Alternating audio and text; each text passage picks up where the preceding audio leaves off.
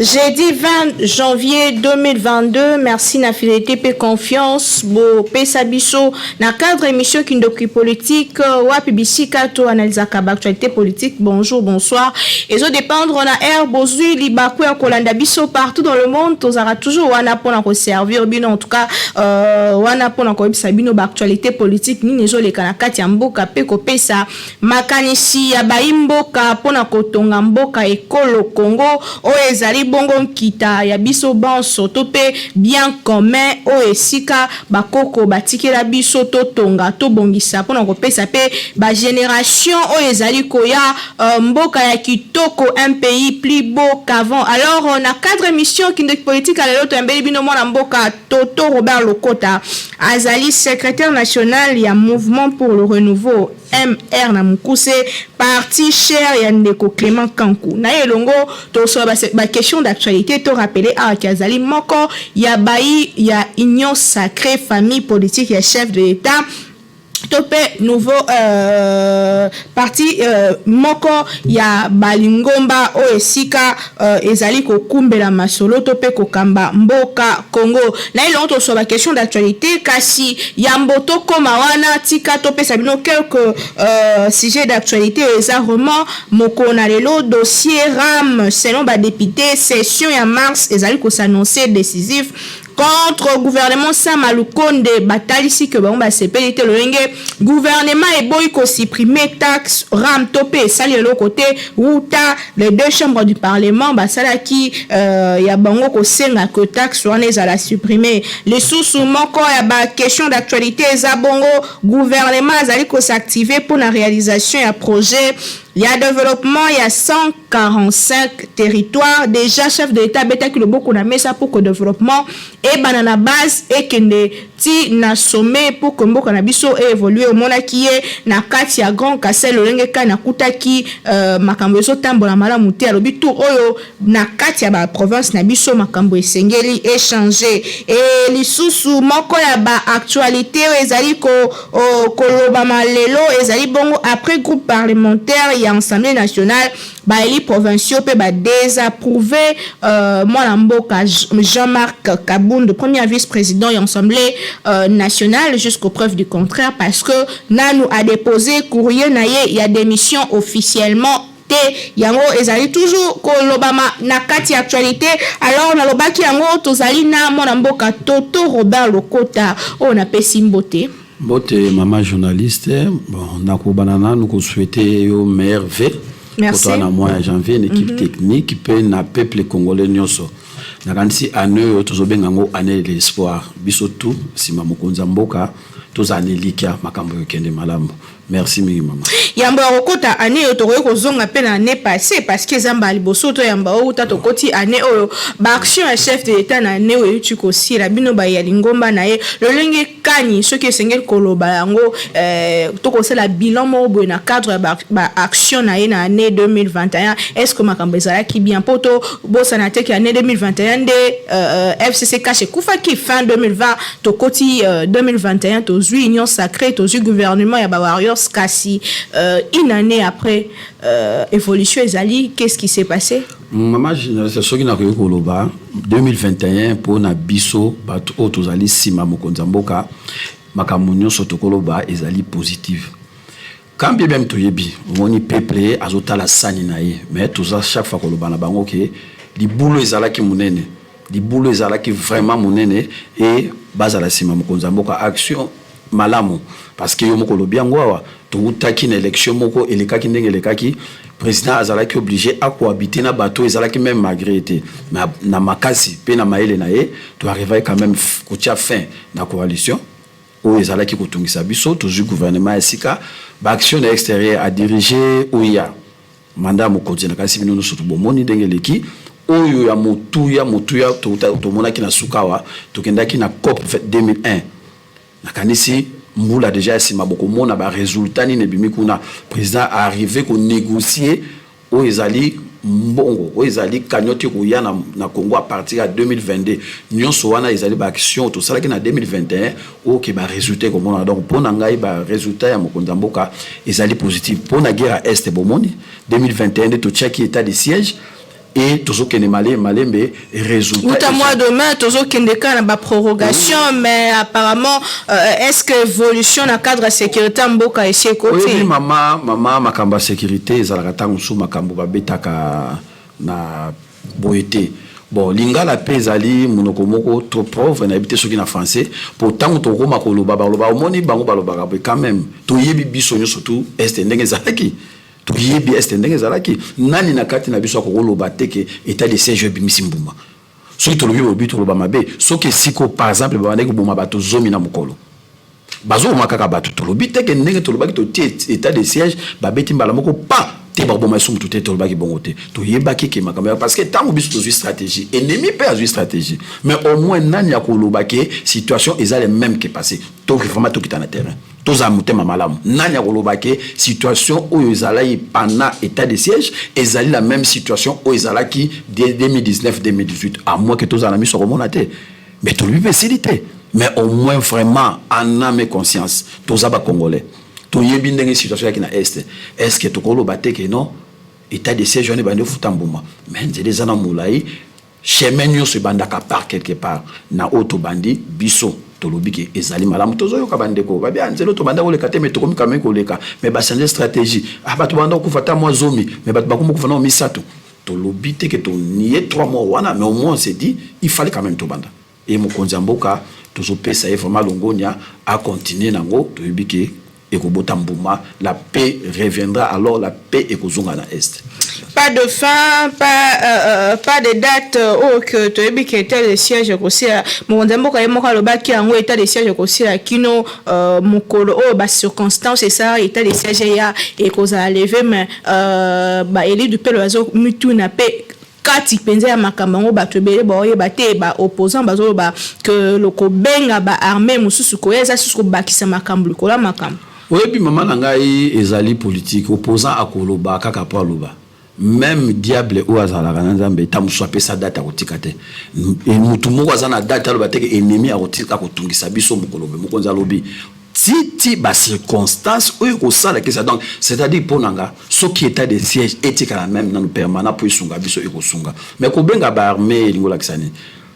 bato mingi bazo bundisa biso ezali ba état te nizo bundisa biso. Il faut vraiment tout mettre expliquer à peuple. ADF ou ils ont côté la biso ezali gouvernement ougandais, ezali armée ougandais, ezali organisation criminelle ou ezali contre gouvernement ya Ouganda mais bazwa base arrière na bango na Congo basala ka ba dégâts na bango. Donc to koki koloba a ennemi na biso mibale na ya Congo na ya Ouganda ezali ADF. Sikoyo azabat bazabatu na ye yebi bango bien koleka biso. Si vous avez un bon na Congo, bon, au lieu de le quoi est likambu na binope. Boya na moyi, beaucoup na butute. Boya na moyi par la grande porte bosunga biso aussi c'est likambu. Maman na ngai mabeza wapi soki yo bengi moto aya ko sunga na lika. Donc pour na vie fait tout tikaka mais batongo baza bato Uganda ba bato na bisote. Et mokonza boyi ke armée ougandaise kotaka na ko bomba na ebi makate alobi officiellement, le quoi ce sont des gens oyo baza ba Ougandais, baza ko sala a quoi baza parce que parmi ba mode d'opération na bango bazala ke soki armée na biso ilandi bango bazongi na kati ya Uganda ke bomba après bazongi alors soki siko to sungani parmi ba information bato bazo kanisaka ke collaboration ya ba armée saka baya na mabele même information ba ko pesa même information bisika bato na bafanda ka côté ba konde ko se ravitailler en armes ndenge ni basala ka côté pe bana mboko baza en connivence na bango bakendaka nyoso wana ezali ko senga ke to collaborer état na état. Nazomona mabe moko ezawana te to bengi groupe armé ya ba bandite to bengi ba groupe en fait mais to bengi gouvernement ougandais ba ko tia biso maboko ne fût-ce que par ba information o ko sunga biso que to traquer bato wana. C'est vrai que le clause de cette collaboration ils alla dévoiler té yango pe population ils a ko s'inquiéter. Bon maman na ngai mboka tango ba diriger kango nyonso tout balobaka te parce que ça ba problème sécuritaire ozomona donc biso ndelo ko tozali nango to tia confiance na mokonza mboka oyo to pesa ki pouvoir pendant 5 ans awe ko pesa bino compte rendu soki akomi ko loba na mutu nyonso tout ba détail oyebi ke na makambo izoleka na esiona il y a la main ya bana mboka o baza bande ko na biso oyo kanisi ko pesa information ba ndeko mboka ababengi na siba pesa ni information 100% makambo zo de kawana na yebisio mama nanga 40% ezali bana mboka des Congolais, des pères et des mères. Pourquoi qu'on dévoiler les alaratés de Komboso, le premier président de l'Assemblée nationale, Obaka n'a pas député Bolongo na kata ba groupe armé, mais a dénoncé en gros officiellement que telle personne a na kati. Non, tant que le président Assemblée Lobaki Bongo, en fait, a possible la kisike Bolongo pour des raisons sécuritaires. C'est que ça une information. Ben formation ezalaka yo bakutuka ye mombuzo boko bango moko bato bana beni ba ben formation ba mama musuku tuna ndako na biki mwana nga wa akolabora na ba def azobomba epa uti na poka bompe mundu tana zo biso za makambo be yo tikutu president boso tika na nuye zonga kaka iska bato bazokufa wana iska bande ko na biso bazokufa ezana bana muso mboka na mama na ye na papa na ye ba yebike mwana na biso oyo azali muto akolabora na ba def ba bomba ka pe mundu kina banda ko na bon batanga bango te ponana. C'était ezali question pour qu'on interpeller ba to que non to comprendre que guerre o ezali na katia este ezali na me ya bana mboka alors sengi bango ya ka lokola ba te ya ka église sengi bango ke botika il pouvait pas que na nominatif là ingé comme un peu matata pour mutu musuba ko tanga ekabe na kin ba bomi mbala moko aya otanga lo ba kibongo mais na ba service ba kombo ezali. Très bien, les autres que Banamboka ba gagné ni Uta coalition FCC cash et si là parce que c'est vrai bon ba tout le temps FCC zo bloqué FCC zo bloqué FCC accueilli une année après qu'est-ce que la population congolaise a bénéficié concrètement? Non, Koloba FCC accueilli parce que parlement autozanango FCC azanakati à longue de la coalition gouvernementale ils ont géré mais à Keïté na kati ya parlement SFC na ba député na ye oyebi ke ba loi musupeta musuto ngarato voter awa ba tu ba MCC ba ça toujours ombrage ba Keïté mais population a gagné ni population a gagné ebelé ndaki ça a gagné ebelé mais lelo bazomona ta mususu impact na ngote mais dans peu de temps ngana ko biso même ata état de siège wana yo kanisi tango président oya kalazalaki mibe ko pesa ki mbanote ka l'état parce que population ezaka Kinshasa te to tia population ya Congo mobimba bande ko a beni boni balela ka ta état de siège mais lelo tuna bango ils ont évolué la situation sécuritaire na bango à 30 à 40%. Il y avait des routes ezalaki coupées ba komi ko leka ba gagner yango na déjà tuna bande ko na beni tuna bande ko na biso ya ba goma côté bitumbe zalaka ba ko yebisa yo ke vraiment à partir du gouvernement oyo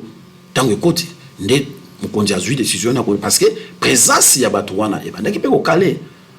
pour décision ko rozoma depuis kala mais ba fandi nango pendant tous les 12 ans to tia 2 mandats ya président wa kendaki et ba yé na biso na gouvernement to zaki na wali bosu ya ilukamba ba zoki décision na te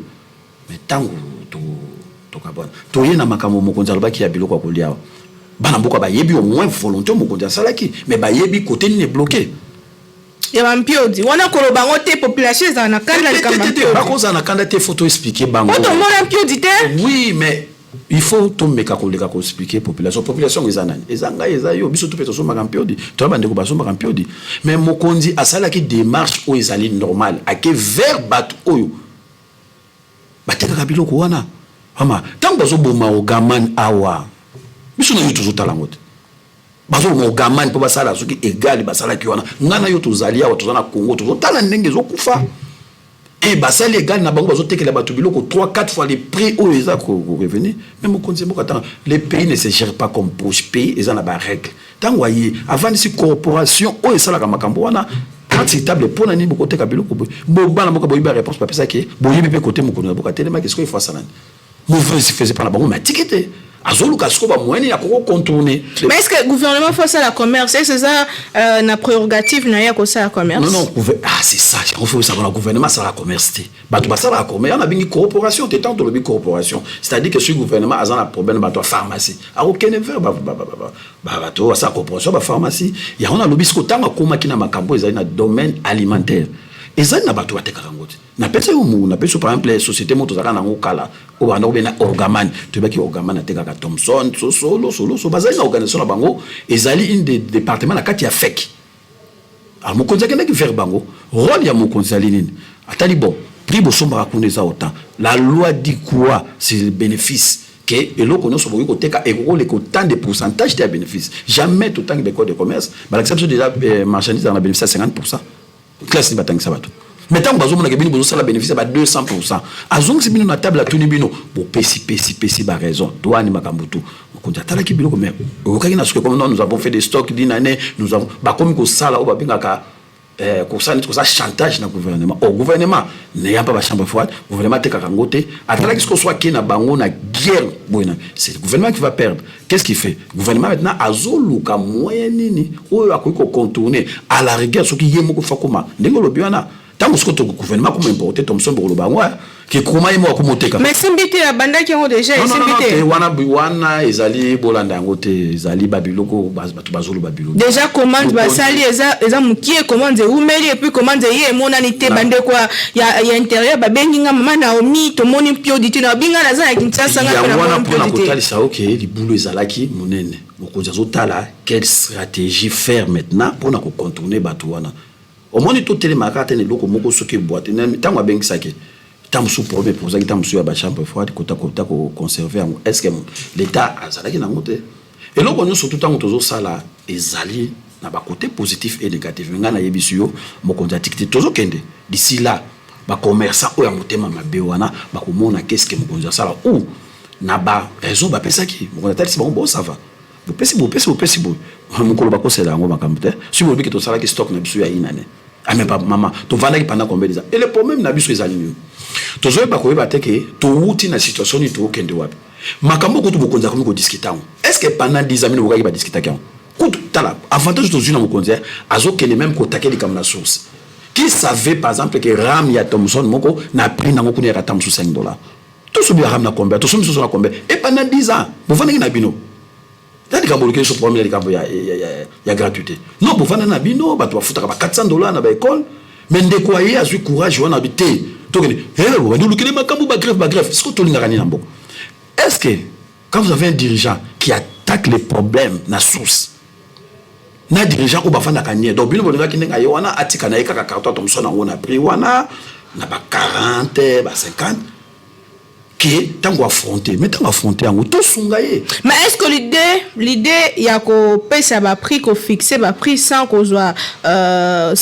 résultat ba négociation ezaya qui sage idée ko pesa ba prix na conseil de ministre population biso to tango lokola ba yebisa biso na école que to pesa information to ju information to pesi population prix à Thomson ne banda lelo Thomson et okita autant banalelo soso zaki combien ba mboka ba yebi so yipe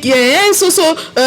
nini quiz sur $15 quelque chose to tanga on a ba journal ba ko mo benga biso nze biso na problème nzoka nde ba kondi mboka ba ministre ba sangani na conseil de ministre ba pesi ba prix sans qu'on soit résultat ya négociation na ba commerçant mama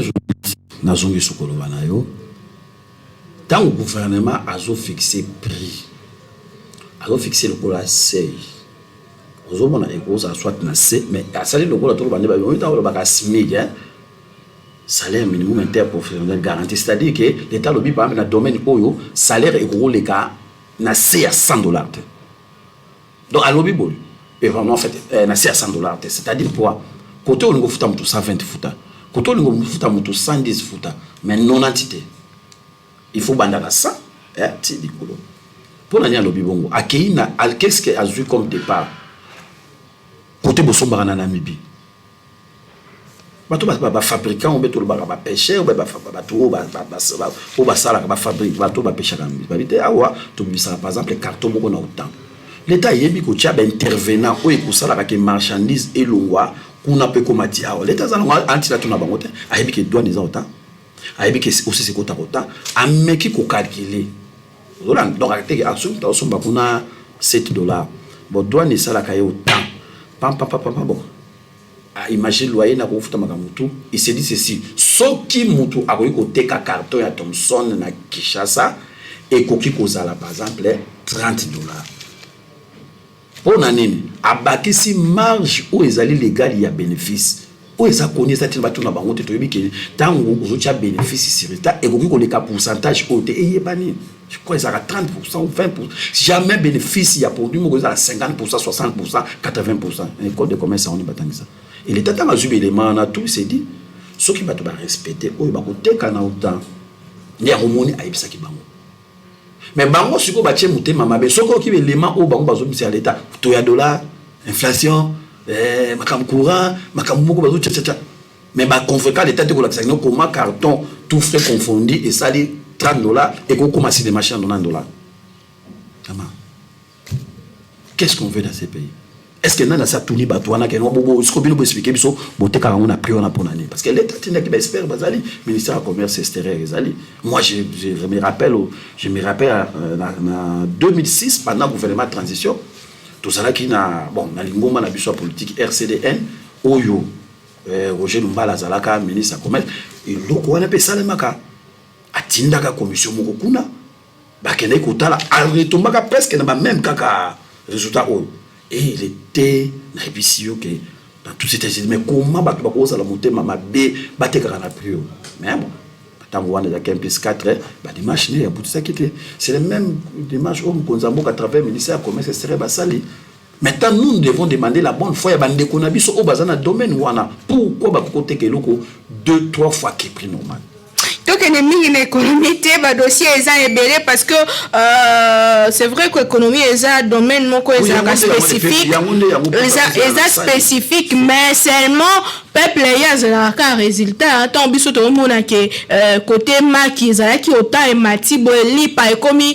prix savon coûte comme prix tomi le gouvernement quelque part ils ont échoué alors que en réalité l'économie n'a pas ti. Oza moi mingi c'est que chef de l'État peut assertiver que écoute aller peu sous dans la Covid et là on a peu fort comprendre que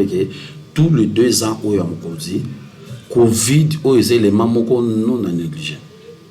Vraiment l'économie même mondiale les a bougé puis bango moko bazo kumisa kuti Congo. Toza musikate monika ba voisin na biso ke na ngambo baza ke na Angola bazo lela. Et bazo comprendre te mais ndenge ni Congo Covid de bouger makasité. Pour Mokonzi asana mo ba stratégie asali c'est vérifiable vérifier na ba voisin nyonso Covid et bomi bango pas plus loin pas na biso na Angola. Lelo bande ko na biso na Angola so bazalaka 1000 o bakenda ka Angola 200 basi bazongi. Il faut dire que ça va pas. Donc tout tia na nyonso to ko sala to boité libulu ezalaki makasi mais élément wana ya Covid eza élément pe oyo et yé ko freiner makambo belé. Très bien, Tolobela projet à 145 territoires, l'olenge kanyo personnellement yambaki yango parce que uta chef de l'État kotina mosala na ye moi ba programme ezalaki moi mingi to mona programme à 100 jours to moni chi de gelo to yo ko mona lelo programme ya 145 territoires pour na olongo la pauvreté pe ko développer mboka ko banana base. Personnellement l'olenge kanyo ozui projet yango pe question mi balé za l'olenge nini esengeli salema poko moksolo oyo bimana libenga l'État et comme pesa mosala parce que ba projet mi balé na tangi moi mbilinga mbingeza ki moi mingi. Merci maman ngai soki na ko loba pona ngai et puis na lingomba na ngai to beteli mokonza mboka maboko. Pona projet mosusu. Non pona projet oyo ya ko développer 140. Donc au banda en fait ils allaient ko banda développement par la base. Ou to benga ba ETD, entité territoriale décentralisée. Donc tozozonga na wapi tozozonga na constitution ya biso ya 2006 omoni mama tango après babitumbo tozaki nango bandeko bavandaki na Sun City basalaki constitution na 2006 tozwi chance te tosala yango ndeko akendaki tellement yebaki kazalaki minga tripa tu yango kaka a bouger yango mais mokonza mboka na démarche na ye azozongisa biso kuna lobaki ba développement il faut ebana na ko besoin même médicament ya plutôt Belge akenda asala kabiso ke na chaque territoire donc chef lieu territoire hôpital généralisé et tant bazo biso hôpital général comme on a le dispensaire terre c'est à dire que mon hôpital tant on moni mama yemoto monaka ils ont l'hôpital ya ba territoire so bela teke l'équipe mama yemo ozomona bâtiment tali mais et bon yango tout poto lo batende ba twalingi to lo baté pendant 50 ans ba bomba tout kala kana bâtiment oh ce qui déjà to bandi développement kuna na kati ya défense ba kotika santé pour santé za ba priorité tant ba bon ça déjà bon plutôt trois ans déjà to longi déjà loko moko ya santé donc normalement biso beteli mokonza mboka maboko tozongi ndenge to lingaki to banda développement kuna sikoyo ndenge olobi il faut to tchande ba garde fou parce que to yebi détournement ils osala na bato or développement ça na pena bato ba te bazali ba gouverneur bazali parce que vous passez par là maintenant mokonzi nde akotala quel mécanisme akotia pour que permettre bah déviation à parce que on peut pas se dire bah tu m'étais même bezali bah tu beli basana ba caractère kako tout ta kinango il y a pas détournement tant on lobby sans jouer simbagité parce qu'il y a eu des détournements tant on lobby sans jouer simbité parce que mon kozabeti maboko to monaki moi bah pas qui muke mais d'abord et loko il faut tous à la kanango ça que quand on konza PC loko to encourager no bola monango to banda kaka na négativité te on konzi ezabongo développement et banda na ba territoire parce que yango ndemboka yango ndekongo tant bango ba bandi et sont mathématiques niveau national parce que là territoire ne pas les alliés ba route de dessert agricole les alliés banzelo maman soit dans l'ona bilanga ndemba ou plutôt les alliés ndeba bazo de santé ndende makambo ebele donc biso to encourager yango tout ça c'est mané pour nous soutenir ni ko ça pour nous landela ngo po to mona ki chef de l'état kitina Kasai mais yemoro azo kama magama ki okuta kuna yango omoni mama tozoloba banzele zate yango mama tozoloba même la Bible baloba il y a la part ya Nzambe na part ya moto le chef de l'état Mobutu Aloba Kango n'est pas un magicien seul il peut tout mais avec votre appui tant boyoki ke mokonza mboka a lancé biloko wana mais biso be bana mboka to fungola biso mais au moment biso moko bana mboka ba première détourné ya bambongo wana ba première détourné bambongo na bana mboka et au moment peuple on a meka noté ndeko na biso na yiba moko mais soka libabete maboko très bon bon konza salani donc nous devons aider les chefs de l'état ya ko s'approprier pour Joana cause à la premier contrôleur na ba premier contrôleur il y a beaucoup de modes de contrôle dirigeant sur que peuple a commis ce président peuple a commis président comme tala ce comme konza mboka lobi a télé 1 million na territoire tout le monde a besoin ça mettait biso ba taliboso to takena no ate avant na batba ya likolo mais ce que biso moko to so tika makambo to ça et d'autres moyens ben élection ngo ya parce que projet ngo ya deux ans c'est ça faut de bisa peuple mon konza la c'est go deux santé parce que en soi les tous alliés wa 2002 de tout cas nango mais 2023 est année électorale 2023 est année électorale c'est-à-dire que mon konzi a lancé il y a un projet aux a 2 ans il y a deux routes par temps sous interprovincial ou 50 ans il y a 2 ans 3 ans donc il faut compter dans mandat le peuple ne doit pas dire que ndenge mon konzi a lobi que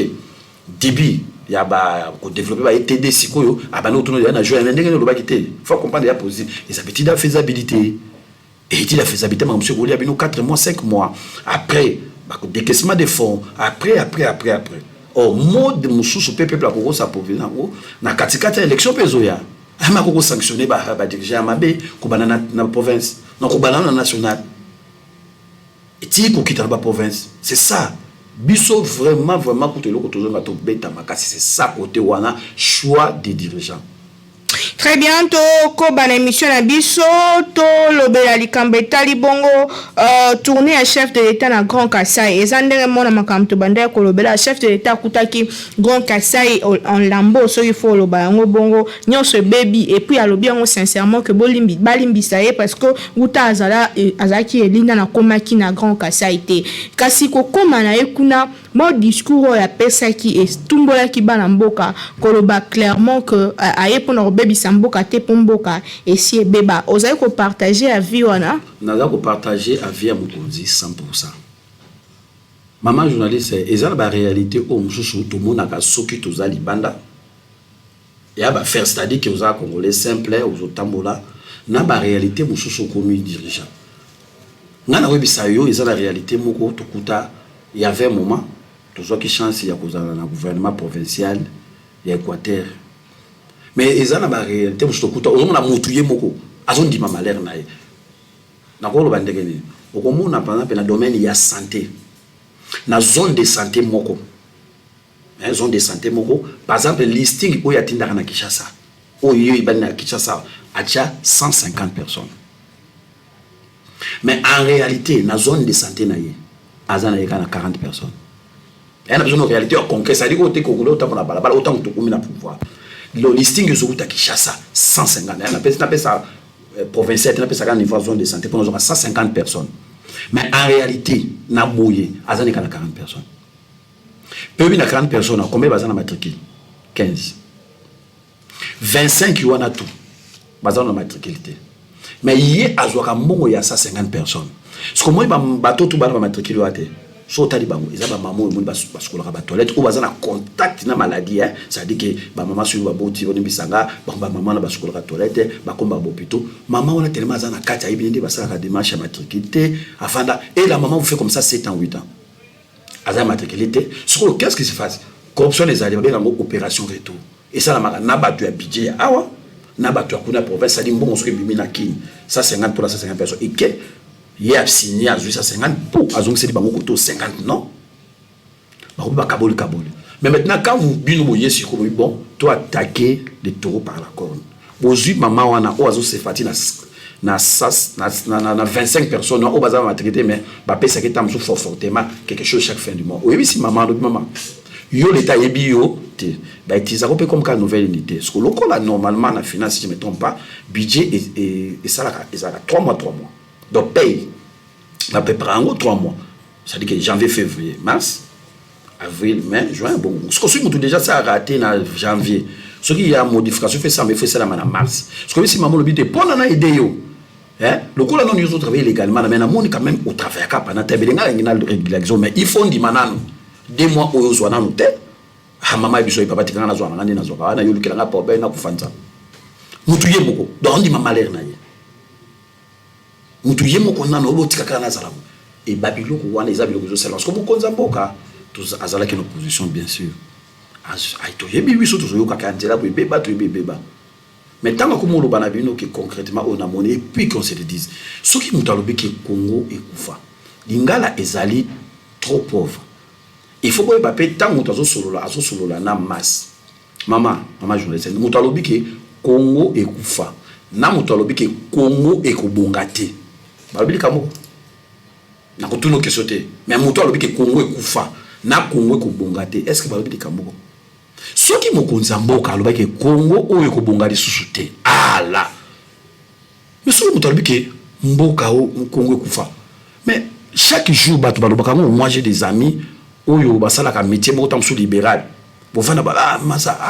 obi que kopo ekufa kopo tango ezalaki mais alors ça lango mais alobi que ekufa il s'est dit 10 ans avant tant to banda ko sala kopo oyo to banda ke ko zwa boyo mais siko kopo ekufi o mona bano par exemple basala ka misala pa kabisa vie kopa cabine ekufa to commence à l'encar pour nous parce que tant to zaka et c'est que espoir eza sauté non espoir et ngeke zate sur mokonza loba ke mboko yo ko bonga les sous-souté. Mais tant que c'est pour vous faire voir que nous devons prendre mesures. Il y a des gars comme que les pays. Nous avons un exemple. Nous, aux années 84, 85, dans les années 80, dans les années 70, dans les années 80.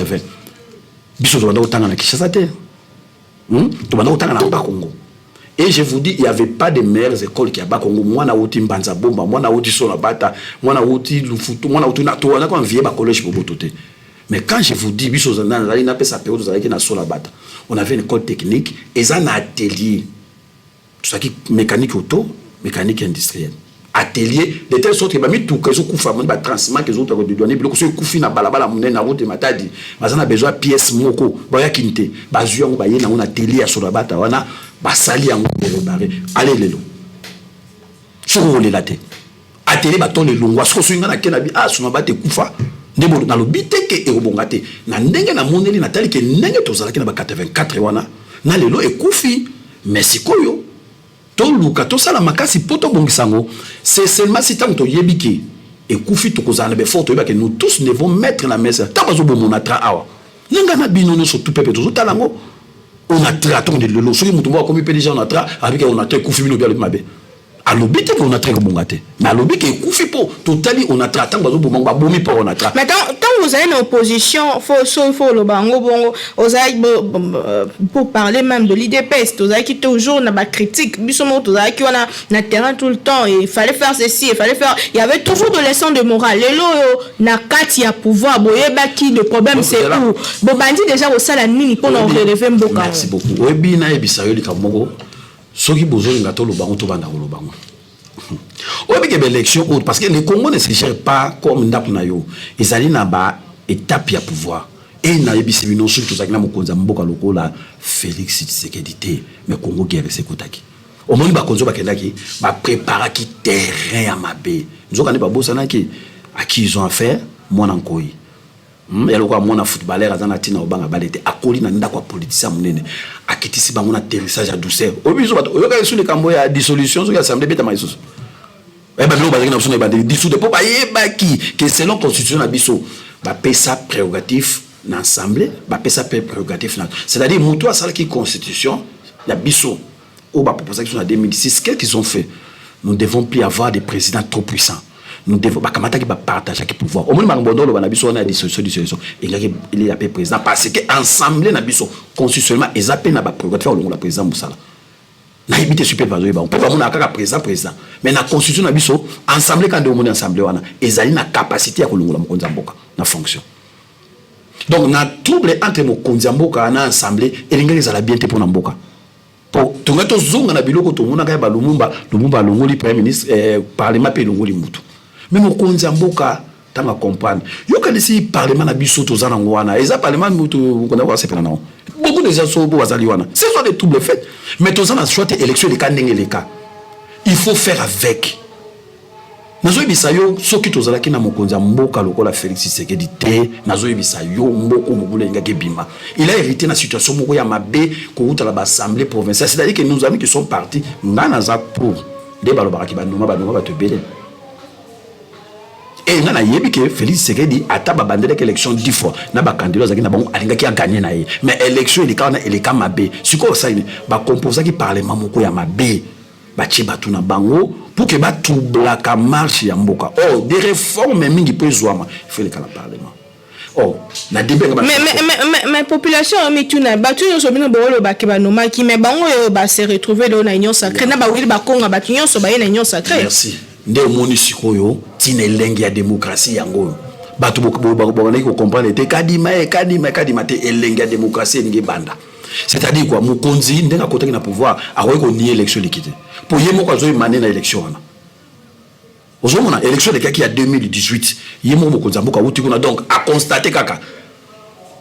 soda bundara na mandoki bopesi na maboko bopesi banani na parlement pour ya ganze élection te bopesi ba député ni Sobino ngani abenga ba député wana ba élu du peuple ya wana lobby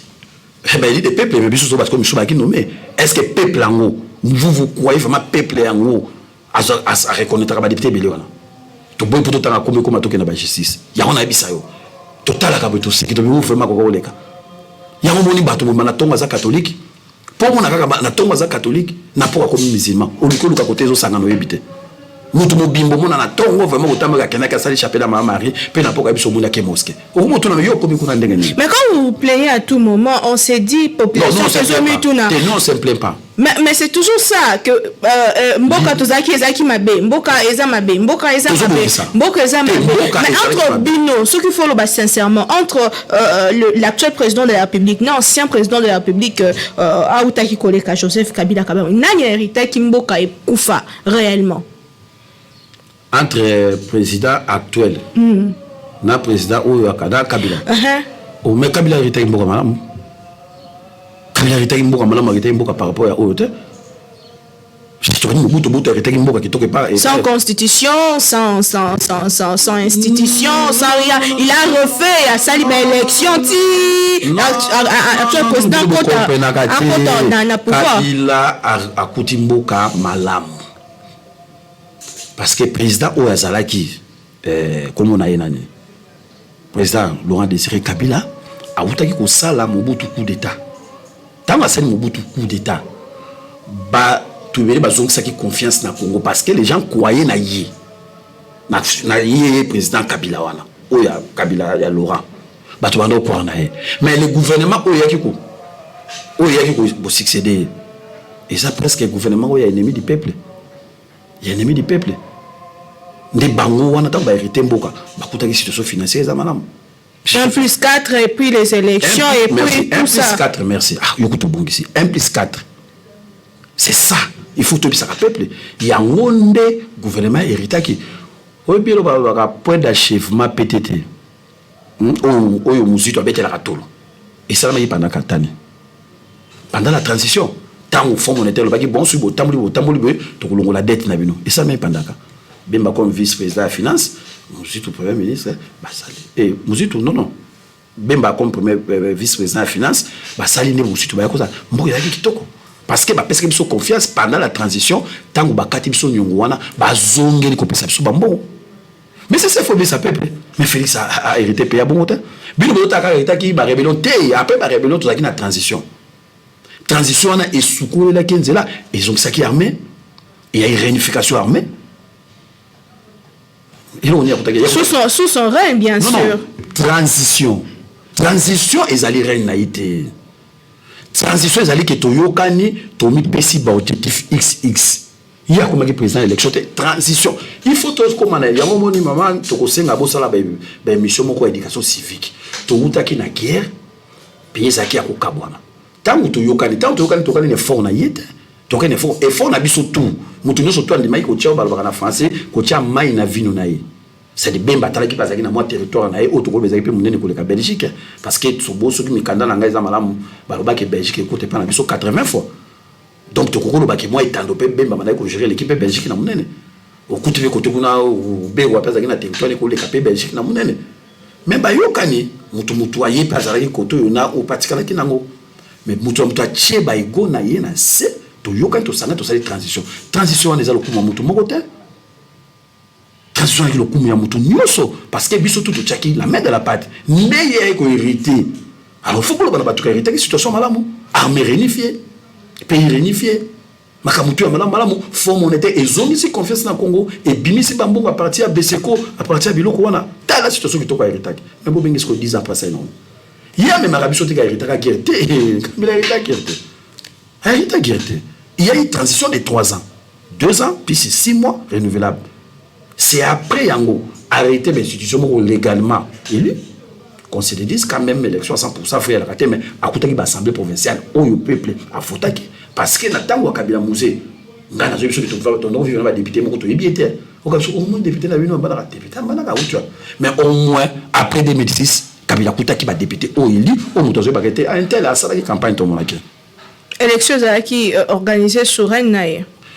En fait, si tu as règne naïe, ils ont été gouvernement et transition. Il faut que tu aies règne. Il y a un moment où on a l'obara mingi sur battu balana la bitando. Na l'obara na Kabila, à ça la 10 ans. Plus si pas, ou à ça la kayemoro. Transition na tchaka monte pour transition ça collégiale. Ils allaient réciter à l'élection ça le coup na yité. Et ça le coup ya IDPS, et ça le coup ya Palou, et ça le coup ya MLC, et ça le coup ya Congolais Union support. Qu'est-ce qu'on dit transition? C'est comme même les autres zoloba. Oui maman. Oui, que tu as la transition. Ce qui n'a pas de biso ce que tu as la transition. Et ça, même le coup battu, il dépasse par le bras, on va éviter. Biso tu as la IDPS. Mais tu as la qui proche, il y a président national IDPS. Parce que autant tu as dans l'opposition, Azana qui est le coup la chef de file, Nabiso. Azana Makambo, Bandai Kolobe, Abiso.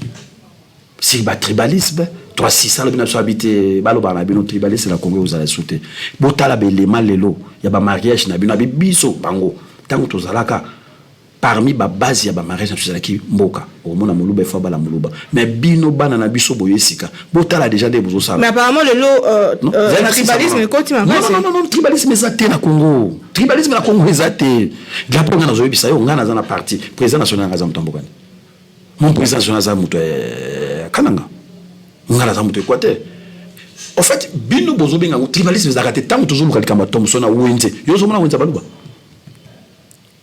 Ya mona peso élément oyo président Tshisekedi de banda ko balobi parmi éléments oyo bino boza na ngona chance ba mariage na bino. Botala ba mariage bino bana ya lelo bozo balana. So abi lelo c'est-à-dire on va prendre 60 70 tokende. Tribu ça vraiment important. On va me convaincre que balana est mutu alobi eza élément et puis na koloba likambo ko lelo tamusuna etando président Outa Okende azam kolomo lobaka lobi j'ai pas pu changer l'homme congolais na kanisi na yibité pour les journalistes mais moyen tamusuna tout la question te est-ce que bana mboka boyebi ki mukolomo ko mukonzo akendaka alobaka que je sais pas oyebi kamnya alobaka il a ko changer peuple congolais le donc non engagé peuple congolais so oyebi le ko nini na regretaka. J'ai pas pu changer le mon seul souci et que j'ai pas pu changer le Congo. Il y a la mentalité, il y a la mentalité. Mais Azana li Kambo a regretté. Oh mission bango bayaka nango na mboka oyo. Mission bayaka nango c'est diviser le Congo. Nous avons un ennemi. Oh yeba au moins attend moment va venir tout c'est là. Toujours qu'il y a une élection. nous allons attaquer le Congo, les mal par les corps. Nous avons un problème. Nos frères rwandais, basant un problème, c'est clair. Nous avons un ennemi, c'est le Rwanda. Rwanda a un objectif, il y a 50, 100 ans après. Il y a un moment où il y a Ameki abundisa Mukongo na Ngala. Ameki abundisa Muswali na Muluba a kokite. Azomona ke soki batakika beni na tongo mutabo matelemi. Yo ozali mama journaliste auteur que so ngo yeba mutu ozala ke pananga na Bujala na Gemena. Aza plus proche ya mutu ya Centrafrique, na mode de vie na kolia que par rapport à mutu aza na boma. Mais déjà le Congo iniraka bango o simba benité ça que mutu aboma déclaré. Ezani c'est ça, il n'y a pas d'être réaliste. Tout comme Nasuka émission Mokona Lelo s'attaquait beaucoup plus na ancien pouvoir, comme si d'habitude vous l'aurez toujours que tu hérité ma bête, si ma bête, peuple azomona, peuple n'a coupé sa makanisnaï, surtout que tu as une élection, makamunyo se sont les grands cas de deux personnes, quand tu as que les a fragilisé quand même union sacrée. Bon, ce qui n'a pas le bamouké, il y a un moto idépesté. Ce qui n'a pas juger un peu comportement, il y a vice-président. N'a jugé étant président et assemblée. Parce que ma commentaire est IDPS et Isa IDPS. Le Kouta Mabé étant vice-président, il y a une institution nene, le la Assemblée nationale. Alinga qui a parmi bateau à l'Iboso, ou banga emblème du pouvoir. Alors, dès que tu as un comportement, ils ont ça la malamouté. Si. Ils ont fragilisé parce que si vous avez que Mabé n'a pas image au moni na ba bilili na internet, est-ce que vraiment c'est normal soda mususu policier akanga soda mususu ba bundisa soit disant cortège on kondisa ki na kati maintenant oza contre nan pouvoir ozo bundisa pouvoir ozo pesa ba ndeko parce que mon na za na Congo te na FCC na FCC na la mukada bisoto wenze zaka yango na Gambela. Na muluba yanga na biso ke Congo na zone peut-être sur tribalisme zate c'est normal ce qui me conseille comme gars il est là moi je suis congolais mais naza congolais ba congolais mais quand je suis en face d'un belge jamais na koloba ke na ba naza congolais mais celui to biso na biso sur lobi était maman journaliste na naza congolais Équateur sur dans l'Équateur na pas na mabenya lobi na ma bête mais na boite que non mutaka na nganda ndeko na mais moi je suis congolais boza makila na ngai mabe parce que le président Félix mais est-ce qu'il y a kolobango so ka na Belgique té so ka na Belgique tout mais surtout zongi biso na Congo mais président Félix na carte d'électeur na ba komani Félix tu remontes ce qu'il dit territoire bazar territoire na ya bakuna après ba komani di Kasai et so ka sa kuna lobi ngala mo mabete ngala mo ngala mabete tout ça biso so ba congolais. Pour père de la nation qui est censé père de la nation, réunir population. Non, il y a divisé tes pères de la nation. Mais quand on dit par exemple Félix Tshisekedi est congolais, il est congolais d'où? Du Kasaï. Mais il est Félix est congolais du Kasaï. Ngaï naza congolais ya Équateur. Mais ce qui tu as vers ba belge to koloba biloko na te. Si naza vers ba ndeko na brasa na koloba ngote. Mais est-ce que écrit au pouvoir na biso zo kango? Non, pouvoir na biso ngana yoki yango te parce que yana lobi na yo. Ngai bana bazotanga na classe. Soko tangi na classe bana na nga bakoza la 40 na kata salle, baluba bazali, bangala bazali. Donc so baloba ki gratuité à l'état. Et le connaît photo télé melaka yango. Est-ce que tant bazoloba ou bien na kopesa exemple mo batongi baso de mouton. Si vous trouvez dans mungala bayo mungala tellement muluba leka tout à l'heure pour pouvoir na biso c'est-à-dire quoi parce que pouvoir na biso parce que to benga rango na aussi ça le babo omoni équipe nationale le Simba to Leopard eza équipe nationale mais ngai na za équipe nanga on a kombisa équipe nanga comme nango derrière Claire Motema Pembe sikoyo eloko ni biso lingi tango tozo tinda batu l'équipe nationale totinda les meilleurs de nous, c'est-à-dire quoi? Bazu meilleur il y a des rings, batindi na Simba. Bazu meilleur il y a Vita, batindi na Simba. Bazu meilleur à Lupopo, bazu meilleur il y a Mulunge, bazu meilleur batindi na Simba. Tant bazo beta, Simba mutu gagné, mais yo peki sa room te soka chebi, akima kota Vita. Yo bete so bebi to non sa bon, sur room bebi so yo Vita. Mais tout ça na ke azo bete sous Vita te. Les Congo c'est quoi? Yango toujours c'est na bande ko na biso. Bande ko na biso élection zoya province moko etinde la baninga bana mabena bangote c'est ça siko au moni problème et l'autre ko fela province mon côté etindi la mais la compétence c'est ça partout c'est qui est vrai non pas poto za na to comme 500 les machins poto comme 500 ba ko bano que non bana tinda biso des personnes ba ko bana katanga tinda 4 et non bana tinda 4 et Lubumbashi tinda 3 même Lubumbashi azana 10 compétents mais ba ko bana kotana zana combien donc tu es obligé Lubumbashi pour na rotina dans l'assemblée yango ba benga to za ba nombre ba députés yango biso zo Singapour chaque province tinda bana no ya malamu. C'est-à-dire que bino moko no bakolo province pour voter. Tant vous a par exemple na Banaka, vous en a Bujala. Bon comme on a maïla Bujala botin de la biso na Assemblée nationale. Pourquoi bino Bujala ya on demande aux asko so mutu da bino Bujala to bebi ça to bino mutu bumi mboka. Pour bino ko voter na do mona bino zuba. Pour to so bino Bujala perception mutu moko. Mais Bujala ko le so mona maïla était pour na Assemblée nationale pour asala musala mais Congo ne se ko sala nini et ko profiter. Ça n'est plus. Mais pour na ndeko ba ki pour na ba des yeux ya union sacrée bandeko. Papa Tshisekedi a eu biso balle de chauve. C'est-à-dire botika bangubaya. Na kati union sacrée il y a boire et à manger. Mais na ngonga o mokonzi azana choité, c'est massa sur akuti na nani. Oui ba konga tamba vota qui est député national, on continue tazaki na élection na té. Donc étant député national, voix na est important. Na ba lui c'est toujours ba to ngola ba ramwana ni to ba kambo belé. Mais si ko yo peuple o yo remarqué que lui ba konga za mabe, qu'un tel za mabe. Mais quand il m'a déjà élection zoya la kisa mokonza mboka ke yo lingete élection déjà bande ko ngambo ya la muka bazoboya et puis non bakoboya te to kenya ba élection yango peka po ngonga TV zangonga totika distraction makambo Jean Makambu de sala sali bo ezali yemoko bana o mwamba bino moko bo juger mutu na bino bo tindela kibiso est-ce que ezali normal un leader akamata abeti sa soda soki bino bo moni malambo réeli yesu seule manière de sanctionner un politicien c'est les urnes parce que na boye moi bo sala automatique à moins que démission na yeboko soki aboni ko démissionner bo juger pe bongo so mo ko démissionner te pon na nini ko loba avant. Donc ezali ka babiloko ke bino bana muamba o botinde la bisoye ndebo ko juger. Il a été humilié Michel Souki. Donc c'est déjà émission votre mot de la fin par rapport à ces jours dans lingo pe sa conseil mon chef de l'état parce que tu critiquera quand tu m'entopé ça pe conseil pour l'envoyer banine ko ça dans 2 ans au Ezolanda pour que makambo etambo malam.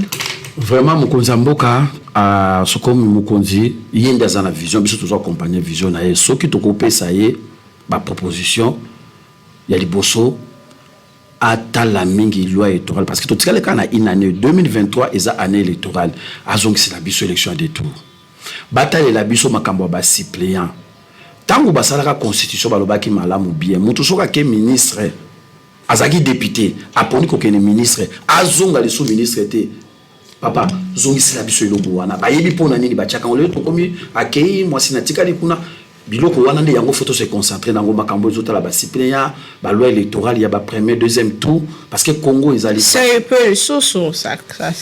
c'est non surtout wana ezali ba maelo mabe ndelo ko suko nazo ba te ba pandi sango pona ni bozolo ba ngote tango basala constitution ya 2006 ezala kite même makanisi mabe yango ozomona ke kote mboko kufi bato bazoka samboka kufa ndengeni mokonjo na groupe na va kende ba tripatuya ki biloko comment biloko ba sei wana moi je peux vous dire biso zozu ba conséquences wana toujours c'est que tu fais que ozali na ba voix ko le kamoto comme député provincial mais kaka pour parti na yeba si basali ba sei moko ya leki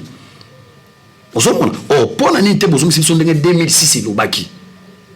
2006 ndenge ezalaki ndenge tokokana ki na Sun City tosali élection tozongeli détour totali na likambo ba suppléant et au continuer na ba réforme ozali nango état de siège et continuer toyebi ke tokozala na discours moko na 2023 pour na ko senga deuxième mandat et tozali lika ke peuple akopesa biso yango pour que sikoyo to sala musala parce que maman na kozuki sango bi bana belé bazali banda yo mona de omoni mutu lokola ndeko Frank Diom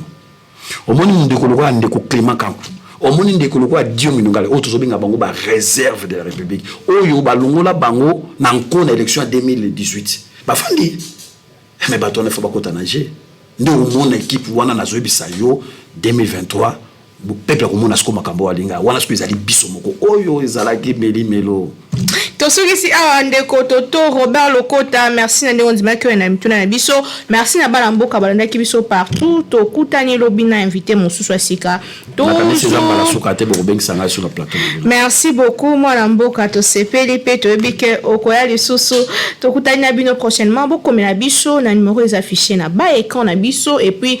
bo continuer ko s'abonner na chaîne YouTube na biso bola na biso na ba chaîne partenaire en Ville pour sa Kinshasa ngala linga bino mingi na yebi ke bino pe bolulanga tokutani lobi tika ete nzambe abenisa mabe bakoko na biso puis merci na ba nyonso bazali kokoba ko landa biso partout dans le monde to sepela ko yeba que vous avez BD tokutani lobi